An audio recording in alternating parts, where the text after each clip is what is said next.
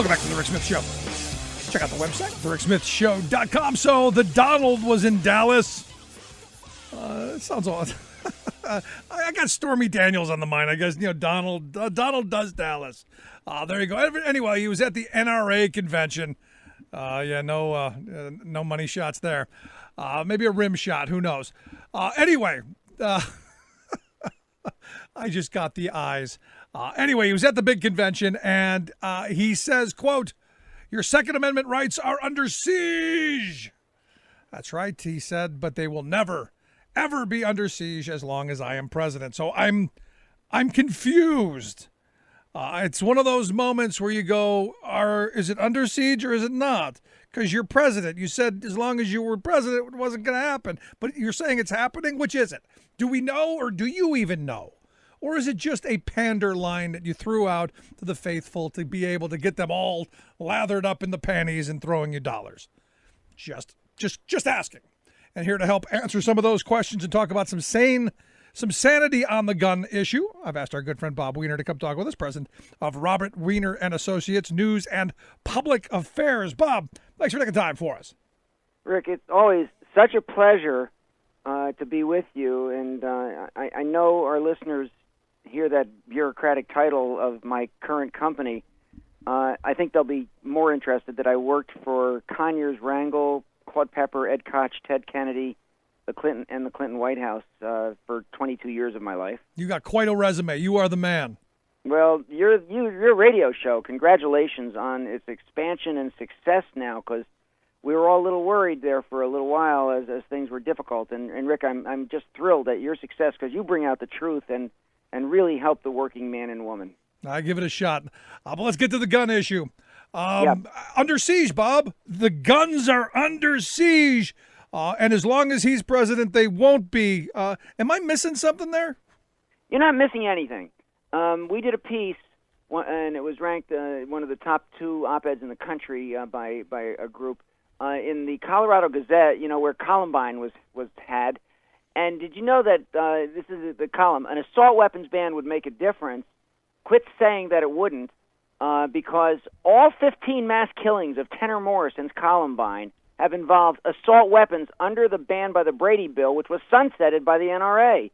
They're full of it when they say it won't make a difference. It would take away the worst headlines. Those kids from Parkland are absolutely right, Rick, that quit stalling around. And the NRA wants to create this fear, and Donald Trump panders right into it, this fear of the NRA. You know that Congress people have won. I remember the Bloomberg-funded gal who opposed the NRA person, Robin Kelly, who won as an anti-NRA person in Chicago. It can be done. It is done. Rick Scott had a cave, Rick.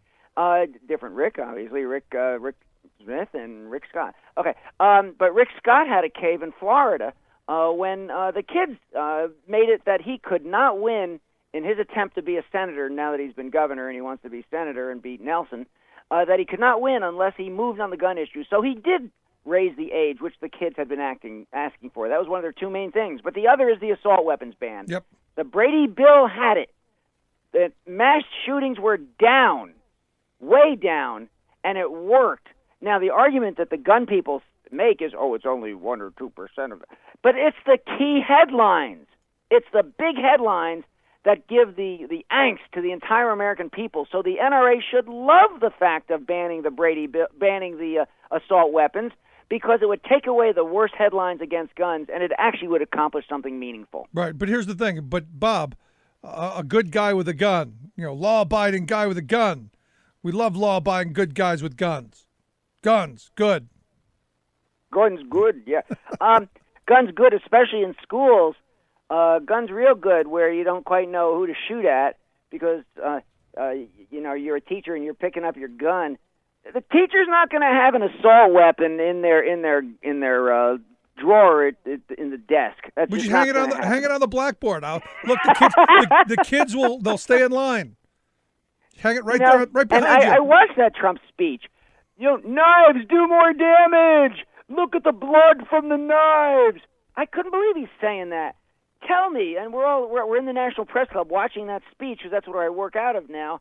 And people were just laughing at Trump saying, yeah, a knife is quicker and more damaging and more dangerous than an assault weapon, which is a machine gun shooting at people and killing them in mass. Yeah, that's just the way it works. They are doing everything. They're so afraid. Rick, they're going to lose on two fronts. They're going to lose on the gun issue because the kids are going to come out in droves. They're going to come out in droves, just the way in Alabama that the African Americans came out. Trump is not getting his constituency out, losing 15 points on the average in every special election from 10 to 20. Even this one that they won barely last time by 5, it was a district that was 21 points, right. Trump in the first place. So every district is, because even though the generic, and I know our listeners will follow along with this, even though the generic is now 7 points, the enthusiasm that we have from women who've been dissed, from the kids who want the gun control, and from African Americans who see the safety net dropping out from under their feet and losing everything in terms of all the health care that they benefit from so dramatically in terms of lives. So and food and housing and trying to, triple Carson now trying to triple the rates in public housing and all of that. So all of that, Trump is losing big time, and the respect, nobody wants to come out and support a guy who dumps on women and minorities and Spanish and workers and everything else he can think of. Everybody who's not him, he dumps on. And now he wants to say, that the people against me, it's a conspiracy, they're all Republicans. Wray, the head of the FBI, they're all Democrats, was a Republican. Mueller was a Republican. Comey was a Republican. What the H is he talking about? The leaders of these groups were Republicans who know that for the good of the country, they're investigating a guy who got his money from Russian-sanctioned banks because no U.S. bank would give it to him, and where the Steele dossier had some truth. He can't say any point of it. He lied to the FBI saying he was gone from Moscow when he was there for 2 nights. He lied to Comey in his information on that when he was talking to him in the meeting by way of Comey's notes. We know this. So this is a guy who's so dangerous to the country and lies about everything, and his comeuppance is going to happen in the off-year election. No, that's the hope. I mean, the hope is there's some sanity restored to our government because, look, at the end of the day, this is a dysfunctional White House. I mean, and they're dealing with really, really important issues that I fear they booger up. Even one of my op-eds, that's what we do is I bring in young journalists and we write op-eds. One of them that got an H2, number 2 op-ed in the country was even a broken clock works twice a day. So his deal on having a nuclear talk with Korea is a good thing. Yep. I'll give him that. And so we gave him that one. But everything else, it's in complete disarray. I've been through a number of White Houses. I worked in both the Clinton and the Bush White Houses and watched closely others, Obama as being in the press corps and a chief of staff of a committee where we worked with Jimmy Carter and got mandatory retirement abolished and worked with Jimmy Carter on that. And it just doesn't happen. You don't have a guy who knows nothing about the issues, zero zilch, doesn't do his homework, and thinks he's a know-it-all, and have that run the country, and the rest of the world just laughs at him, and that means they're laughing at us. It's a tragedy. Yeah, is he the dumbest president in history? I mean, do we give him that? I used to think that Bush too was, but geez, he's Aristotle in comparison to this guy. So, what do you think of the story that just broke that evidently he's booking his own phone interviews now? Yeah, and he's dissed Kelly. That's right. He's dissed Kelly. This judge, it turns out, the judge that said you only want to hurt Trump by going after Flynn. That's another story that's just breaking out. And since you brought that up, because I tweeted out this morning, am I getting this right? That if the aim is eventually to go after Trump because they were all in this together, then any crimes any of his campaign people have committed, we should ignore? I mean, is that the new judicial system, or is that only the judge was a Reagan appointee for really rich white people? I had to have this one explained to me by my on-site coordinator, Ben Lasky, who you slept on his floor at the Democratic Convention. I did, and thank you, Ben. And he explained to me that Manafort was a Reagan appointee and this judge was a Reagan appointee. That's it, right there. You don't even need to explain anymore. Yep. Wow. So let's get to the really important stuff because we got rid of the gun stuff. Yeah, guns. Stormy. Real important stuff. Well, here's where I go with that one. Obviously, she's telling the truth about it happened, or he wouldn't pay $100,000. Who pays $130,000 if nothing happens? Come on, get through. Well, So, rich of people course- evidently were led to believe get extorted all the time, and this is just minor hush money. It's like the insurance company, will pay you $5,000 if you just make a claim. I was going to say $20,000 is minor hush money, but $130,000 is shut up about what we did. And the other gal who had the evidence, the Playmate of the Year, she is cute. I don't deny that. But Playmate of the Year, and she was 5 times a month with him for 10 months, so 50 times there. So that was actually so the two of them are all over TV, and others are out there. Here's the thing: when you've got Stormy Daniels, it's obvious that happened. Just look at the pictures of the two of them, for God's sakes. I mean, so that's obvious it happened. And Karen McDougal, it's obvious that happened. And then he wants to say that the Steele dossier was garbage, untrue. I deny it, except for the fact that it's all true. evidence-based. And he was in Moscow for two days when he said he didn't have time to even do this kind of thing, Comey, did I? So he lies to the FBI about it. And the pattern and practice of the guy makes it that this could be true. He's got the kind of personality where, we're not going to be gross with your listeners, but what he claims he made those prostitutes do in Obama's bedroom, that it used to be Obama's when Obama was there. How do you not see him doing that? He hates Obama. Now, of course, and it makes sense to me. But here's the thing. I mean, he's a guy. I mean, look, we've heard the tapes. I'm going to go and I'm going to go on her like what, and I'm going to grab her by the what, and we've heard all this, so we know who he is. And look, I listened to Howard Stern for years when he would go on and say some of the most vile things. We know who he is. What's confusing to me is why he just doesn't come out and say, "Yep, did it." All of it. It's all true. Paid it off. Did it. And you knew that when you voted for me. That's not why you voted for me. I mean, I would have more respect for him if he just said, yeah, I did it. It's always the lie that gets you. Well, if he admitted it, Melania, who's a little bit under the intellectual Oh, come on. You don't think she knows? But if he admitted it, that would be probably the last straw, and she'd walk out on him, and he needs her for taking care of Barron. I think that's the motive.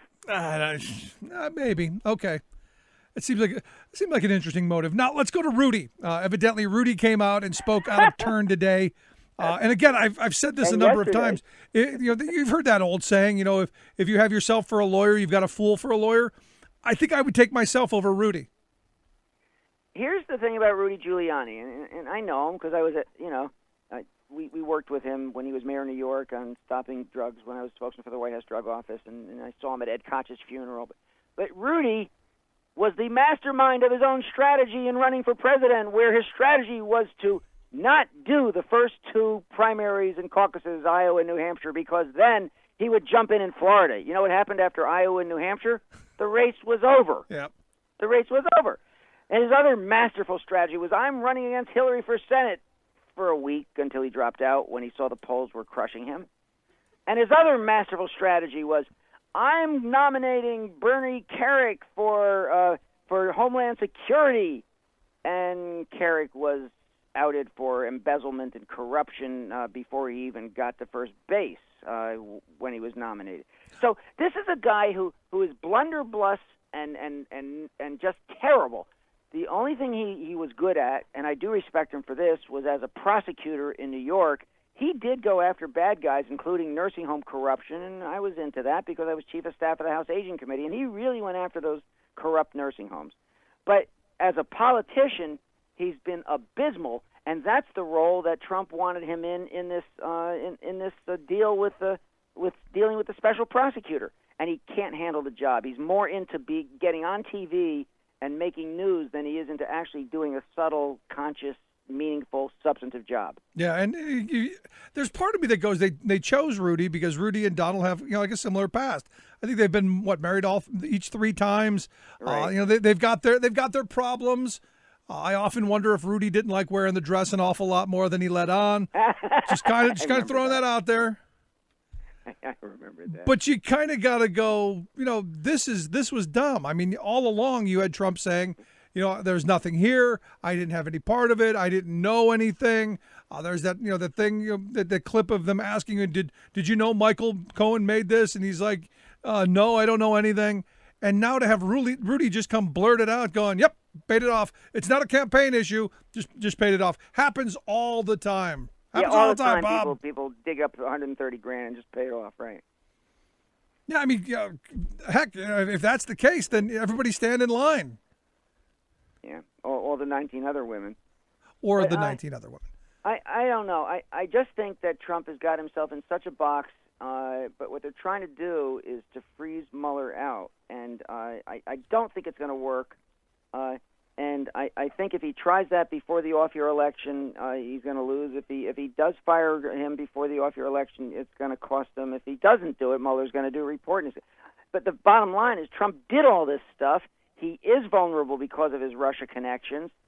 He did try to buy his way to sell his soul so that he could give Russia sanctions and take the money for his 5 bankruptcies that no U.S. bank would pay. And so he got the money from Russian-sanctioned banks. He did do all of that. Yep. And Wilbur Ross is the Secretary of Commerce because Wilbur Ross paid off his first set of bankruptcies in Atlantic City, $675,000 worth. And Trump said of Wilbur Ross, nobody could figure out how he became Secretary of Commerce. And the answer was because he did that. And Trump said, boy, Wilbur Ross knows how to make money. So that's how he became Secretary of Commerce. And he is speaking at the National Press Club on the 14th, and we intend to ask him some of those kinds of questions. Those are important. So last line of questioning I've got for you then, since you brought up Mueller. Does Trump fire him? I mean, do we see that before the midterms? I can't imagine it happens because there would be such hell even among about a third of the Republicans. I just can't imagine it happening. Okay, so now they brought in... Grassley even said it would be suicide. Yeah, I agree. Well, I think it was Graham that said that too. But you came from the Clinton White House.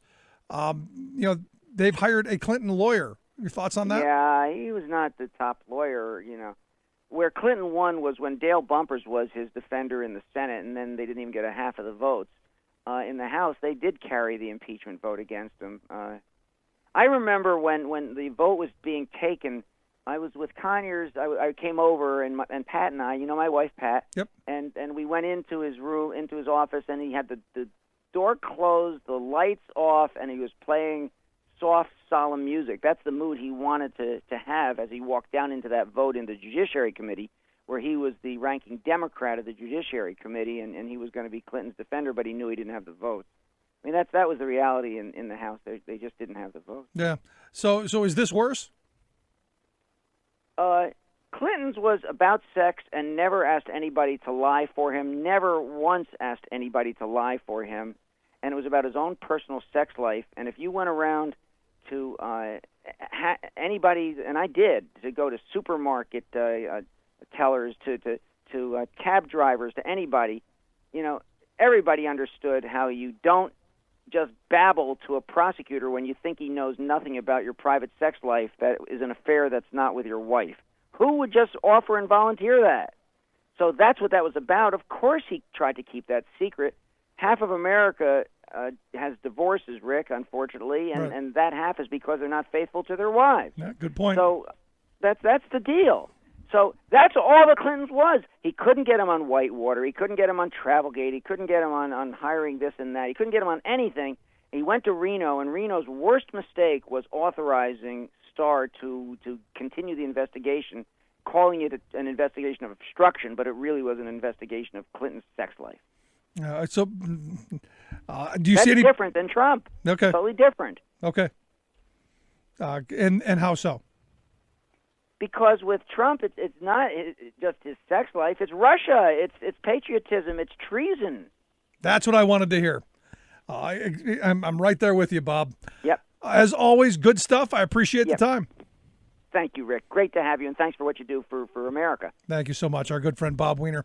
Weiner Associates. We got a link at thericksmithshow.com. You can check out his outstanding work. Going to take a quick break. Right back. Stick around. You're listening to The Rick Smith Show. We're working people. Come to talk.